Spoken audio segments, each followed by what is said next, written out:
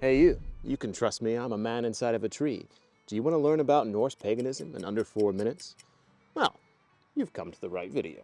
What is Norse paganism? Well, it can also be referred to as heathenry or asatru, and these terms are essentially the attempt to reconstruct the beliefs of ancient Scandinavia into our modern world. Now, luckily, the beliefs of ancient Scandinavia are contained within what is known as Norse mythology. Norse mythology was recorded within the Prose and the Poetic Edda, which are two books you definitely want to get if you're getting into Norse paganism or heathenry. There's also Snorri Sturluson's Heimskringla and the Saxo Grammaticus's The History of the Danes, as well as the Saga of the Icelanders and the other sagas that survived the Viking Age. Now, you may have noticed I said the attempt at reconstructing these religions because there's only so much we can know from these written source materials and the few artifacts that survive. Now let's get into the who of Norse paganism. What is it about? Who is it about? Well, within Norse mythology, we know about the Norse gods, and this is one of the main factors here. This is what a lot of people get into when they get into Norse paganism today. It's understanding the gods of Odin, Thor, Loki, Freya, Frigg, Hel, Heimdall. There's many different gods.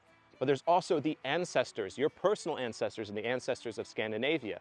And then there's also the spirits of the land, the spirits of the sea, of the sky. Now, as far as the who as well, who are the people that worship these ancient beings? Well, we're talking mostly about Scandinavia, which includes Norway, Sweden, Denmark, and Iceland. And then you have the beliefs that spread over to what is now the UK and Ireland. And of course, the Vikings are people that most people know when they get into Norse paganism. But now we're getting into the when of Norse paganism as well. And the Viking Age is definitely what most people know, but it's important to remember this is the end of the pagan beliefs, the heathen era. It's very important to remember that these beliefs go much further back into time. Also within the who section, I want to mention that the people who practice this belief today, many of them of course are in Scandinavia, but there are many people, if not more people, now worshiping these ancient gods and practicing these beliefs outside of Scandinavia, mostly in America, the Americas in general, and into the rest of Europe, especially the UK.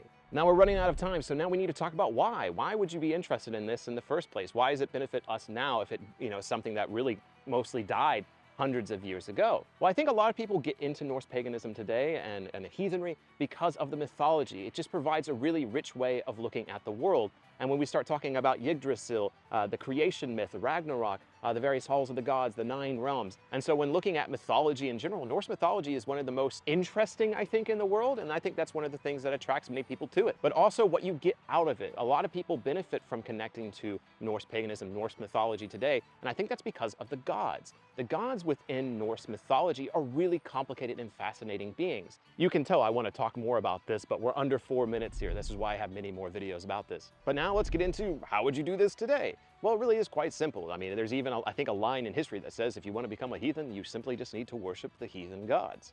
And so that's all you really need to do is, start researching that source material, pick up those books, find what god you connect to the most, and start building an altar to them, give offerings to them, perform rituals to them. But also it's connecting to your ancestors, your individual ancestors that got you here now. No matter what, you have ancestors that brought you here. But then also connecting to the spirits of the land. I mean, look at Norway, Sweden, these countries, they're beautiful. And so people obviously connected to the natural beauty of their land. Now, were they fully nature-worshiping hippies? Maybe not quite so much as we would like to think, but I think they had a reverence for nature and the beauty of nature that exists all around them. With that, thank you so very much for trusting the man within a tree to tell you about Norse paganism in under 4 minutes. Think about supporting me on Patreon or on YouTube members. I answer your questions once a month on all things paganism, ancient world, and really anything else. I'll see you in the next video here at the Wisdom of Odin.